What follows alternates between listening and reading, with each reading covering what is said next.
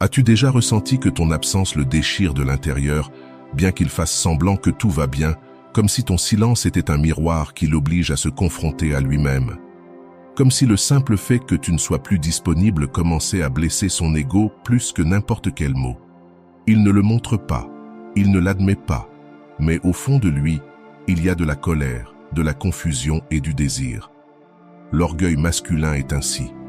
Il préfère te perdre plutôt que d'accepter qu'il a souffert à cause de toi. Il préfère paraître froid plutôt que de reconnaître que quelque chose en toi l'a marqué. Et pendant qu'il fait semblant d'être fort, toi tu te demandes, lui, ça lui a-t-il fait mal? Est-ce qu'il pense à moi? Est-ce qu'il regrette? La réponse est oui, mais pas comme tu l'imagines. Et c'est là que le stoïcisme entre en jeu.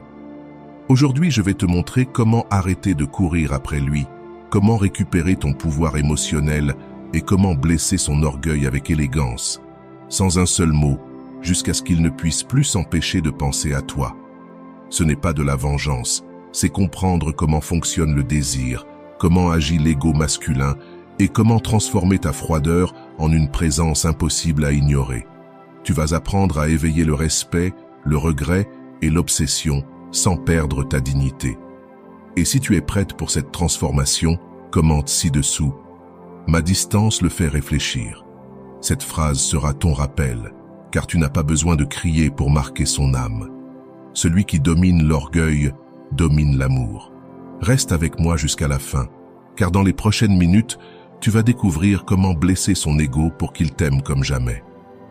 Il y a un pouvoir dans le silence que peu de femmes comprennent pleinement.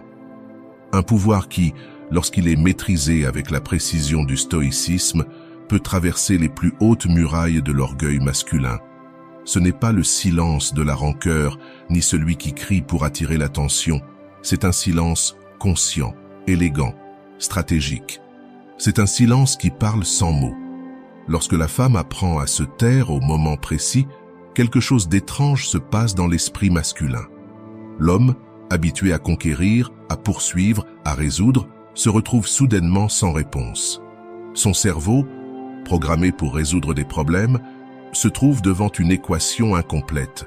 Et dans ce vide, dans cette absence de réaction, il commence à projeter ses propres peurs, ses propres conclusions. Que pense-t-elle?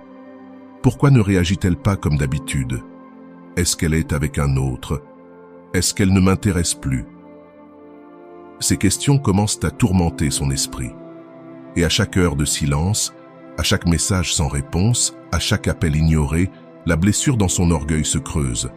Le philosophe stoïcien Épictète disait « Ce ne sont pas les choses qui nous perturbent, mais nos opinions sur elles. » Et c'est exactement ici que réside le pouvoir du silence. Quand tu te tais, il n'a pas accès à tes opinions. Il ne peut pas se défendre. Il ne peut pas se justifier. Il ne peut pas manipuler la situation. Il ne peut que faire face à ses propres pensées, ses propres conclusions, à son propre reflet dans le miroir de ton absence. Mais attention, ce silence doit être authentique. Ce n'est pas le silence qui attend désespérément d'être interrompu. Ce n'est pas le silence qui vérifie son téléphone toutes les 5 minutes. C'est le silence de celle qui a trouvé la paix dans sa propre compagnie, celle qui a décidé que son énergie est trop précieuse pour la gaspiller en explications inutiles. Les stoïciens pratiquaient quelque chose appelé indifférence vertueuse, la capacité de se détacher émotionnellement de ce que nous ne pouvons pas contrôler. Et tu ne peux pas contrôler ses réactions, ses regrets, ni ses décisions. Tu peux seulement contrôler ta réponse. Et quand cette réponse est le silence, tu réclames ton pouvoir. Imagine un instant ce qui se passe dans son esprit lorsqu'il attend ta réaction habituelle, les larmes, les reproches, les explications désespérées. Et à la place, il ne trouve rien. Un vide, un espace blanc, là où il y avait de la prévisibilité. Ce contraste, cette rupture du modèle attendu, commence à déstabiliser sa sécurité. L'orgueil masculin se nourrit de la réaction féminine. Il se renforce lorsqu'il peut prédire comment tu vas l'affecter. Mais lorsque tu retires cette réaction, lorsque tu lui refuses cette nourriture, son orgueil commence à vaciller. Il n'a plus de point de repère, il ne sait plus contre quoi se définir, il n'a plus personne à blâmer pour son mal-être. Marc Aurèle écrivait « le meilleur moyen de se venger est de ne pas ressembler à celui qui t'a fait du tort. Et c'est exactement ce principe que tu appliques. Tu n'utilises pas son jeu de manipulation, tu ne réponds pas à la froideur par de la froideur, au mépris par du mépris. Tu réponds par l'absence, l'espace, un silence qui le force à écouter ses propres pensées. La plupart des relations toxiques suivent un modèle prévisible. Lui blesse, elle réagit, lui se distance, elle poursuit, lui impose des conditions, elle s'adapte. Mais quand tu brises ce cycle par ton silence, tu réécris les règles du jeu. Tu crées un nouvel espace où il ne sait pas comment te gérer, ni comment te contrôler. Ce silence crée une tension psychologique insupportable pour l'ego masculin. L'incertitude commence à ronger sa confiance, le doute commence à infiltrer sa sécurité. Et à chaque jour qui passe, sans savoir de toi, sans pouvoir confirmer qu'il est toujours à toi, une petite fissure se forme dans son armure. Il est important de comprendre que ce n'est pas de la manipulation. C'est simplement cesser de participer à un jeu où les règles étaient toujours faites pour que tu perdes. C'est réclamer ton temps, ton énergie et ta dignité. C'est décider que tu ne seras plus l'écho de ses actions, mais la créatrice de ton propre silence. Et voici la paradoxe que le stoïcisme comprend parfaitement. En acceptant que tu pourrais le perdre pour toujours, en étant réellement prête à aller de l'avant sans sa présence, c'est là que tu as le plus de pouvoir sur la situation. Pas parce que tu essaies de le contrôler, mais parce qu'enfin, tu te contrôles toi-même. Ce silence ne blesse pas seulement son orgueil, il le désoriente complètement. Parce que les hommes sont habitués aux femmes qui parlent, qui expliquent, qui supplient, qui pardonnent. Mais au lieu de cela, ils trouvent une femme en paix avec son silence. Et cela, ils ne savent pas comment le gérer. Une présence dérangeante précisément à cause de son absence. Souviens-toi que le silence n'est pas seulement l'absence de mots, c'est aussi l'absence de réactions émotionnelles visibles. C'est ne pas montrer de douleur quand tu le vois avec quelqu'un d'autre. C'est ne pas exprimer de joie lorsqu'il te cherche à nouveau. C'est maintenir un calme imperturbable qui le pousse à se demander constamment « Que se passe-t-il à l'intérieur de toi ?» Le véritable pouvoir du silence réside dans le fait qu'il crée un espace où il doit se confronter à ses propres démons, sans la distraction de tes réactions. Et dans cet espace, dans cette solitude imposée par ton absence, il commencera à reconnaître ce qu'il ressent réellement pour toi, au-delà du jeu de l'orgueil et de l'ego. Avant de continuer, si tu es nouveau sur ma chaîne, profite pour t'abonner et activer la cloche pour continuer à recevoir mon contenu et t'aider à vivre une vie beaucoup plus épanouie. Les stoïciens croyaient que la souffrance venait de l'écart entre nos attentes et la réalité. Quand tu cesses de nourrir ces attentes, quand tu ne réagis plus comme il le souhaite, tu le forces à confronter une nouvelle réalité. Une réalité où tu n'es plus un satellite tournant autour de lui, mais une planète avec sa propre gravité. Ce silence puissant n'a pas besoin d'être éternel. Son but n'est pas de punir, mais de transformer. De te transformer toi d'abord, en quelqu'un qui valorise sa propre paix au-dessus de la validation extérieure, et de transformer la dynamique entre vous, ensuite, s'il décide de gagner une place dans ta nouvelle vie. Parce qu'au final, ce qui blesse vraiment l'orgueil d'un homme, ce n'est pas qu'il t'ignore, c'est que tu sois devenu quelqu'un qui n'a plus besoin de son approbation pour être complète. C'est la réalisation que, pendant qu'il reste pris dans ses vieux schémas, toi, tu as évolué jusqu'à un endroit où sa présence n'est plus une nécessité, mais simplement une possibilité parmi tant d'autres. Et c'est précisément cette vérité qui, paradoxalement, éveillera en lui un désir plus profond. Un désir non basé sur la conquête facile, mais sur la reconnaissance de ta valeur inhérente. Un désir mêlé de respect, d'admiration et de cette sensation inconfortable d'avoir sous-estimé quelqu'un qui s'est révélé bien plus qu'il ne l'imaginait. Chaque homme a un point faible, un petit recoin de son âme où l'orgueil se mêle à l'insécurité. C'est précisément à cet endroit que la philosophie stoïcienne nous enseigne à concentrer notre attention, non pas pour détruire, mais pour réveiller une transformation profonde. Les stoïciens savaient que le véritable changement commence lorsque nous faisons face à nos vulnérabilités les plus cachées. Le point faible masculin n'est pas là où la majorité des femmes ont l'habitude de chercher. Il ne réside pas dans les jalousies évidentes ni dans les comparaisons explicites, mais dans quelque chose de bien plus subtil. La sensation d'irrelevance. Un homme peut supporter ta colère, ta tristesse, voire ton mépris. Mais ce qu'il ne peut pas supporter, c'est ton indifférence authentique. C'est la sensation qu'il n'occupe plus de place importante dans ton univers émotionnel. Quand un homme perçoit qu'il a été remplacé, non pas nécessairement par un autre homme, mais par ta propre plénitude, par ta paix intérieure, par ton autosuffisance, quelque chose de primitif se réveille dans sa psychologie. Le philosophe Sénèque disait « Personne n'aime autrui, mais ses propres sentiments ».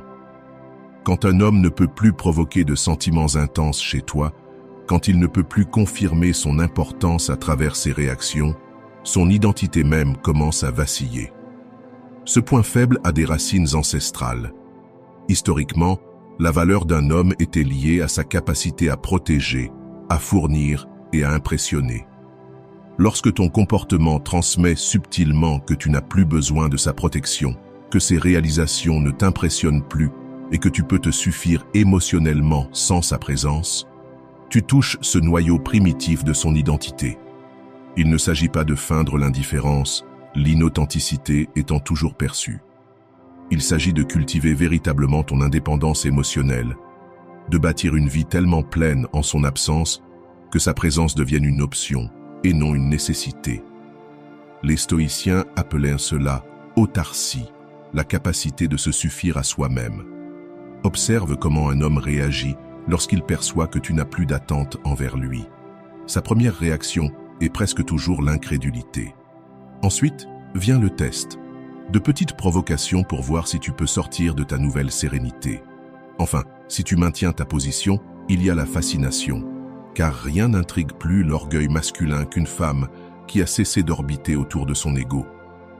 Le point faible le plus vulnérable d'un homme fier est la perception de son propre manque d'importance. Quand tout son être est habitué à se définir en fonction de son impact sur les autres, et particulièrement sur toi, se confronter à une version de toi qui ne réagit plus comme il l'attend, le laisse complètement désorienté.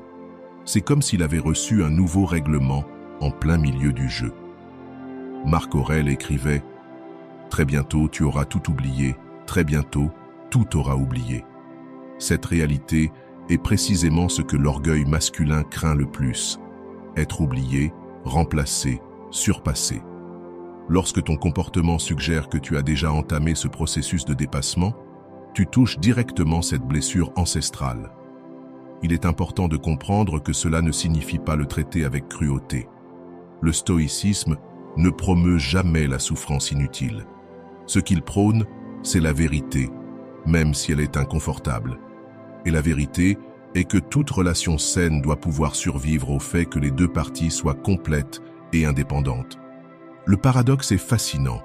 Plus tu es capable de vivre sans lui, plus intensément, il voudra faire partie de ta vie. Plus tu démontres que ton bonheur ne dépend pas de sa présence, plus il voudra être présent. Ce n'est pas de la manipulation, c'est simplement ainsi que fonctionne la psychologie humaine. Nous valorisons ce que nous pourrions perdre, non ce que nous tenons pour acquis. Épictète enseignait que ce ne sont pas les choses qui nous perturbent, mais nos opinions sur elles. Lorsque tu changes ton opinion sur l'importance de sa présence dans ta vie, lorsque tu cesses de le voir comme indispensable et que tu commences à le voir comme une option parmi d'autres, tu changes fondamentalement la dynamique de pouvoir entre vous. Ce point faible dans l'orgueil masculin se manifeste de manière spécifique. Tu verras qu'il commence à mentionner des réussites qu'il supposait que tu connaissais déjà. Tu remarqueras un effort presque imperceptible pour t'impressionner. Il tentera de recréer des situations où avant, il avait ton attention garantie. Ce sont les signes d'un orgueil blessé qui tente de se reconstruire en ta présence. Ce qui est fascinant dans l'application du stoïcisme aux relations, c'est qu'il nous enseigne à valoriser la vertu plus que le résultat. Si tu pratiques l'indépendance émotionnelle dans l'intention de le manipuler, tu échoueras. Mais si tu cultives véritablement ta force intérieure, si tu construis une vie qui te complète même en son absence, alors tu as gagné, peu importe s'il revient ou non. Le véritable point faible de l'orgueil masculin ne réside pas dans les mots que tu peux dire, mais dans la transformation silencieuse qu'il peut observer. Il n'y a rien de plus déroutant pour un homme que de voir la femme qui répondait à tous ces stimuli, soudainement élevée à un niveau où ces mêmes stimuli ne provoquent plus de réaction. Lorsque l'homme perçoit que tu as touché ce point faible, sa réponse initiale sera généralement de s'éloigner. C'est un mécanisme de défense primitif, une retraite stratégique pour évaluer la situation. Beaucoup de femmes interprètent dans cet éloignement comme une confirmation qu'il ne s'intéresse plus, alors que la réalité est exactement l'inverse. Il s'éloigne justement parce qu'il tient encore trop à toi, parce qu'il a besoin de temps pour comprendre qu'il n'a plus le même pouvoir sur toi. Les stoïciens enseignaient que le véritable contrôle ne réside pas dans la domination des autres, mais dans la maîtrise de nos propres réactions. Quand tu appliques ce principe, lorsque tu montres que tu ne réagis plus selon ses attentes, tu exerces le type de contrôle qu'il n'avait jamais anticipé. Ce n'est pas de le contrôler lui, mais de contrôler l'effet qu'il a sur toi. Et paradoxalement, cela te donne un pouvoir que toute manipulation ne pourrait jamais t'offrir. Souviens-toi que blesser l'orgueil masculin n'a pas pour objectif de le faire souffrir, mais de le transformer. Si tu cherches uniquement à lui faire mal, tu perpétueras un cycle de douleur qui finira par te rattraper. L'objectif est de provoquer en lui un nouveau niveau de conscience, de lui faire prendre conscience de ce qu'il valorise vraiment, de qui tu es vraiment, au-delà de ses projections. Lorsque l'homme comprend que sa présence n'est plus indispensable à ton bonheur, lorsqu'il réalise que tu es devenu quelqu'un qui peut exister pleinement avec ou sans lui, il ressent un étrange mélange de peur et de fascination. Peur de la perte potentielle, fascination pour cette nouvelle version de toi qu'il n'avait jamais connue auparavant. Ce point faible, lorsqu'il est touché avec la sagesse stoïque et l'intention de grandir et non simplement de blesser, peut devenir le catalyseur d'une transformation profonde, non seulement en lui, qui doit réévaluer sa valeur et sa place dans ta vie, mais surtout en toi, qui a découvert une force intérieure qui transcende toute relation. L'orgueil blessé d'un homme est comme un miroir dans lequel il peut peut-être se voir pour la première fois, sans les distorsions de son ego. Il peut voir combien de son identité était construite sur ta réaction, sur ton attention, sur ta nécessité. Et dans cette reconnaissance, bien que douloureuse, il y a une graine de croissance, ce qui n'aurait pas été possible sans cette crise, et ainsi, paradoxalement, en blessant son ego, non pas avec malveillance mais avec vérité, tu lui offres une opportunité de transcender. En confrontant cet ego, tu lui montres un chemin vers une façon de se lier à toi, non pas basée sur la dépendance mutuelle, mais sur l'admiration entre deux êtres complets. Et c'est peut-être là le plus grand acte d'amour que tu puisses lui offrir. La distance n'est pas simplement un espace physique. C'est une force psychologique qui, lorsqu'elle est utilisée correctement, crée un magnétisme irrésistible. Les anciens stoïciens comprenaient déjà ce principe fondamental. Ce qui s'éloigne acquiert une valeur spéciale. Ce qui devient rare se transforme en trésor.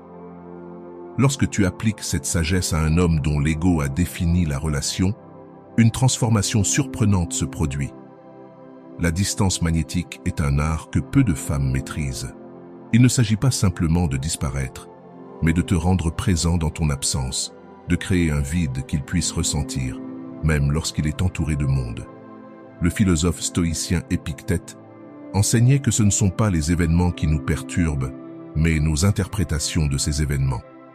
Lorsque tu prends de la distance, tu lui donnes la liberté d'interpréter cet espace, et son ego blessé crée les scénarios les plus intenses. Il existe une profonde différence entre la distance par ressentiment et la distance magnétique.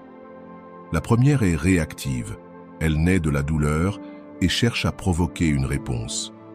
La seconde est proactive, elle naît de la force intérieure et ne cherche pas à obtenir une confirmation extérieure. Lorsque tu pratiques la distance magnétique, tu ne fuis pas, tu avances vers toi-même.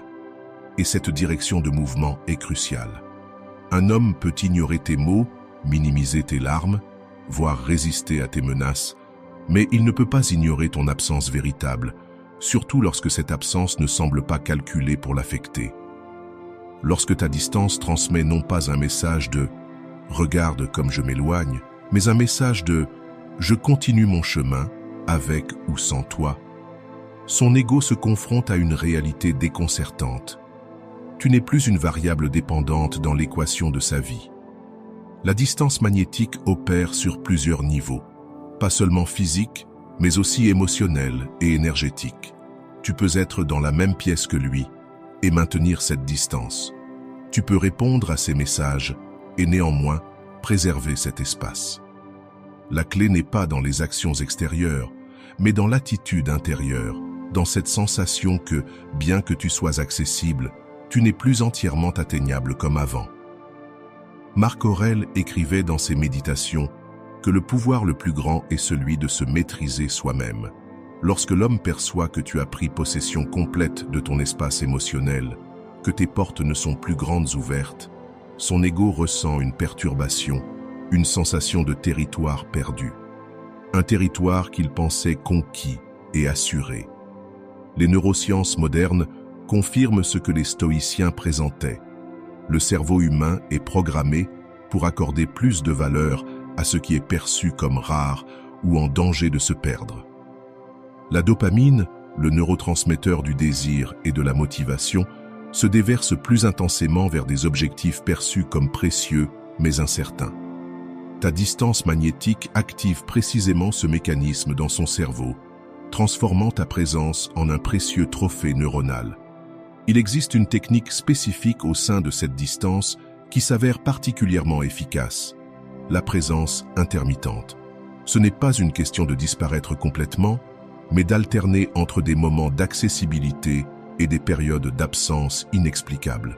Cette imprévisibilité crée un état d'alerte constant dans son système émotionnel, une tension attendue qui garde ton image vivante dans son esprit, même quand tu n'es pas là. Les hommes, particulièrement ceux qui ont un ego dominant, sont habitués à ce que les femmes ajustent leur disponibilité émotionnelle en fonction de leurs signaux. Lorsque tu brises ce schéma, lorsque ta disponibilité suit un rythme propre, indépendant de ses actions, tu introduis un élément de chaos contrôlé dans la dynamique. Et c'est ce chaos qui éveillera sa curiosité la plus profonde. La distance magnétique a un effet secondaire curieux. Moins tu cherches à influencer ses actions, plus tu exerces une influence sur ses pensées. C'est ce que Sénèque appelait la paradoxale liberté de détachement.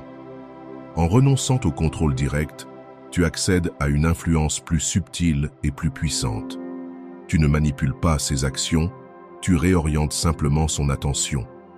Pour que cette distance soit réellement magnétique, elle doit être accompagnée d'une croissance personnelle visible. Il ne suffit pas de t'éloigner, il faut t'éloigner vers quelque chose de mieux.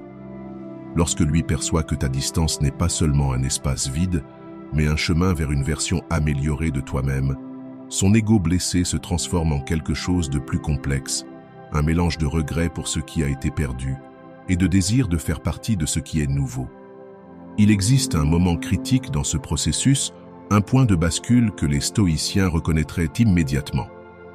C'est lorsque lui commence à chercher ton attention de manière qu'il n'aurait jamais envisagée auparavant. Lorsqu'il commence à exister selon tes termes et non les siens.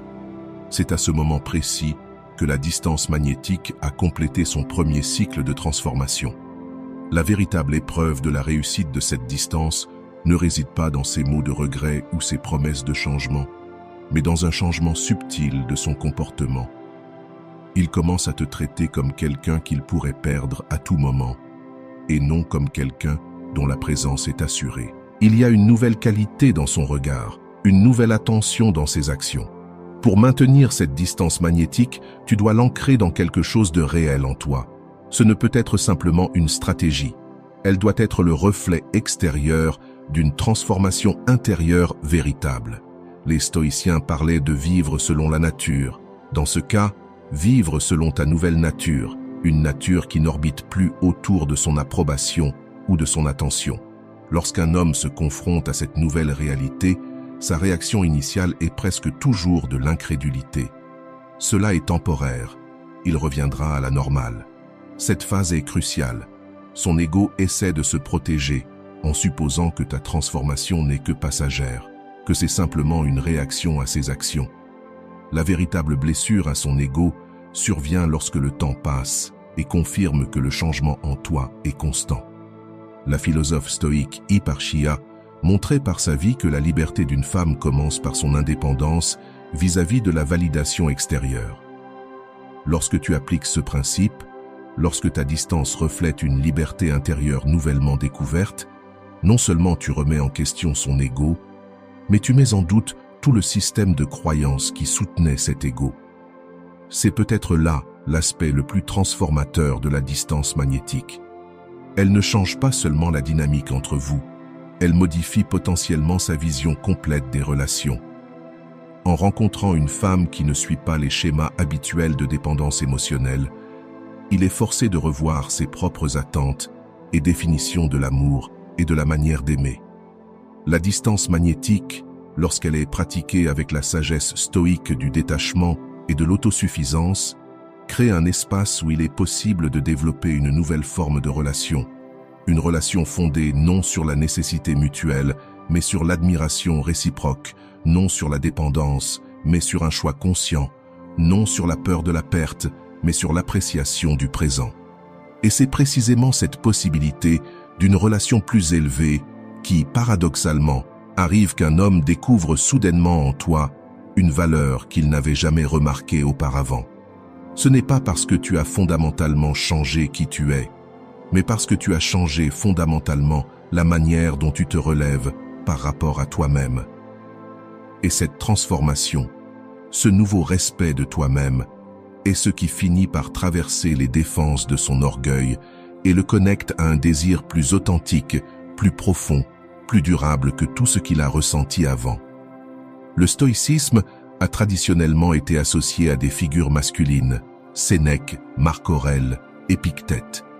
Cependant, il existe une application spécifiquement féminine de ces principes qui peut transformer complètement la dynamique de n'importe quelle relation. Le stoïcisme féminin n'est pas de la dureté ni de la froideur, c'est une forme raffinée de pouvoir émotionnel que les hommes ont rarement rencontré. Tandis que l'orgueil masculin se nourrit souvent de conquêtes extérieures, le stoïcisme féminin fleurit dans les conquêtes intérieures.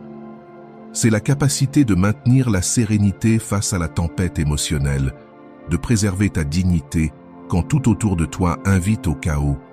Lorsqu'une femme incarne ces principes, elle crée un contraste si profond avec les réponses émotionnelles habituelles qu'un homme se trouve complètement déconcerté. Les stoïciens enseignaient que la vertu est le seul bien véritable. Pour la femme qui pratique ce stoïcisme, la vertu ne réside pas dans le fait de plaire, de s'adapter ou de se sacrifier indéfiniment. Elle réside dans le maintien de l'intégrité de ses propres valeurs, dans le fait de cultiver un esprit serein qui ne dépend pas de la validation externe. Et paradoxalement, c'est cette indépendance émotionnelle qui devient magnétique pour l'orgueil masculin blessé. Il existe une différence subtile mais cruciale entre le stoïcisme féminin et la simple indifférence.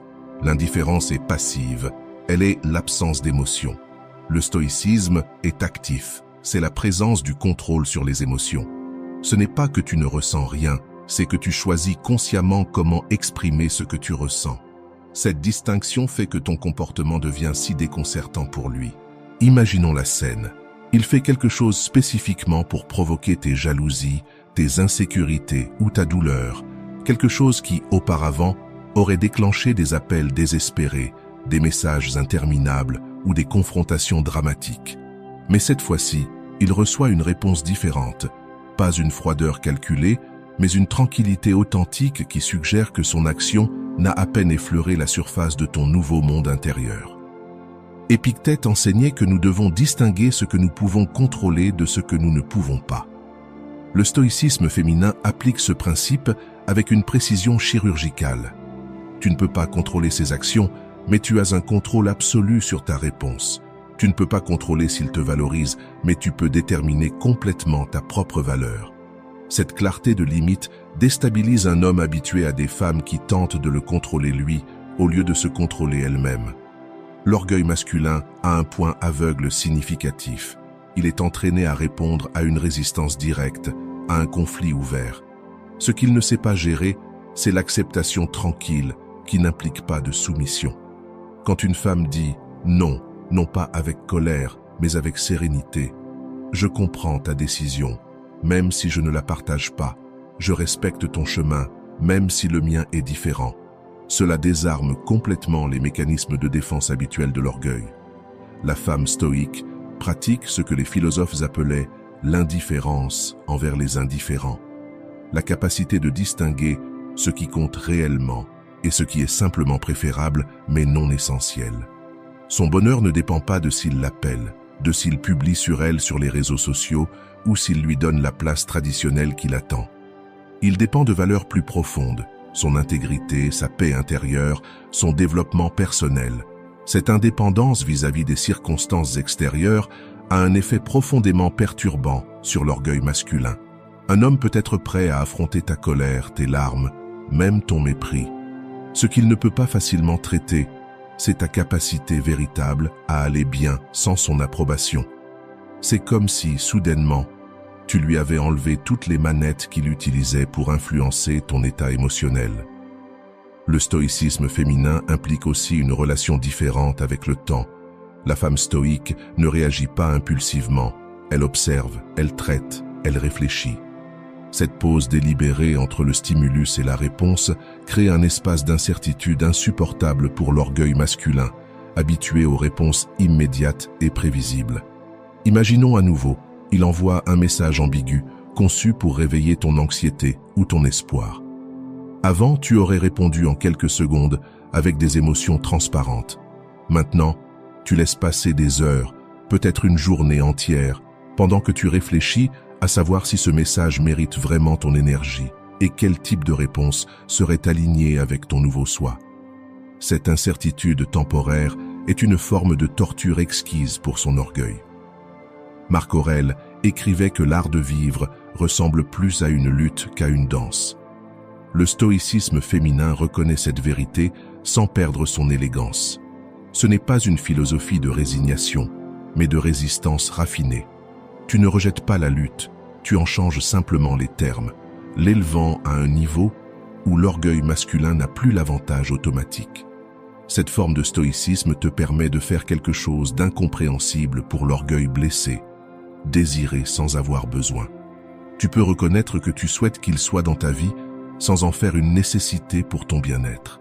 Cette posture est révolutionnaire dans une culture qui a appris aux femmes que l'amour est besoin, sacrifice, dépendance. C'est une forme d'amour qui ne demande pas la permission et qui ne cherche pas l'approbation. Lorsqu'une femme intègre les principes stoïciens, elle commence à évaluer un homme non pas par les émotions qu'il réveille en elle, mais par les vertus qu'il montre de manière constante.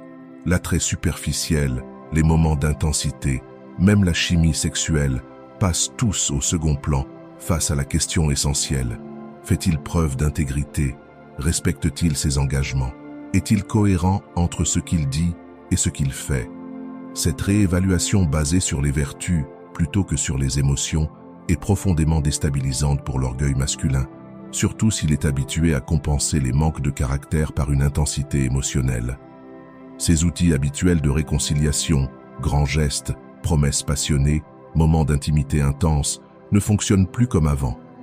Il se retrouve dans un territoire inconnu où seules ses actions cohérentes, et non ses paroles ou moments, ont un véritable poids. Le stoïcisme féminin transforme également ta relation avec la souffrance. Épictète enseignait que la souffrance surgit lorsque nous insistons pour que la réalité soit différente de ce qu'elle est. Lorsque tu acceptes la réalité de qui il est, de ce qu'il a fait, de comment il a agi, sans chercher à la distordre pour protéger tes espoirs ou tes illusions, tu accèdes à une clarté qui est intimidante pour son orgueil. Cette acceptation ne signifie pas approbation ni résignation, mais simplement voir la vérité sans filtres émotionnels. Et lorsque l'homme se sent véritablement vu, non pas la version idéalisée qu'il veut projeter, ni la version diabolisée qui justifierait ta colère, mais son véritable être, avec toutes ses contradictions, il expérimente une vulnérabilité à laquelle son orgueil ne peut répondre.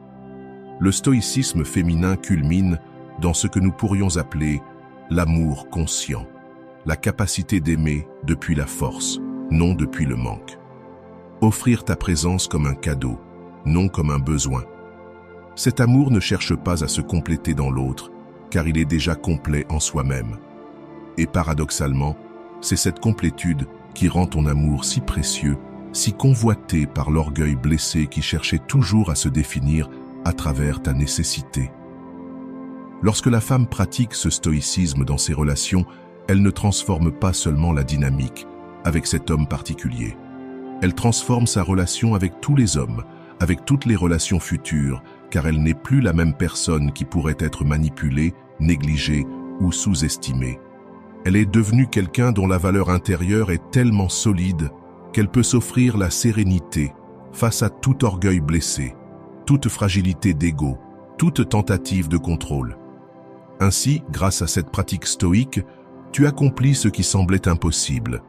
Blesser son orgueil, non pour le détruire, mais pour le transformer. Non pour le punir, mais pour l'inviter à une forme plus élevée de relation. Une où les deux peuvent se retrouver depuis la force, non depuis le besoin, depuis le choix conscient, non depuis la dépendance émotionnelle. Un amour qui mérite enfin ce nom, car il naît de la liberté, non de la peur de la solitude. Celui qui apprend à blesser l'orgueil d'un homme découvre que son absence sereine accomplira bien plus pour conquérir son âme que 1000 paroles désespérées. Le silence stoïque n'est pas de la vengeance, c'est le miroir où il pourra enfin voir qui tu es lorsque tu choisis de t'aimer d'abord. Et voilà, j'espère que vous avez trouvé beaucoup de valeur dans cette vidéo. Merci d'être resté jusqu'à la fin de cette vidéo, j'adore quand vous faites ça. Si vous voulez une autre vidéo sur ce sujet, écrivez en commentaire « J'en veux encore plus ». J'espère vous revoir dans une autre vidéo. Merci pour ton temps, prends soin de toi et à bientôt.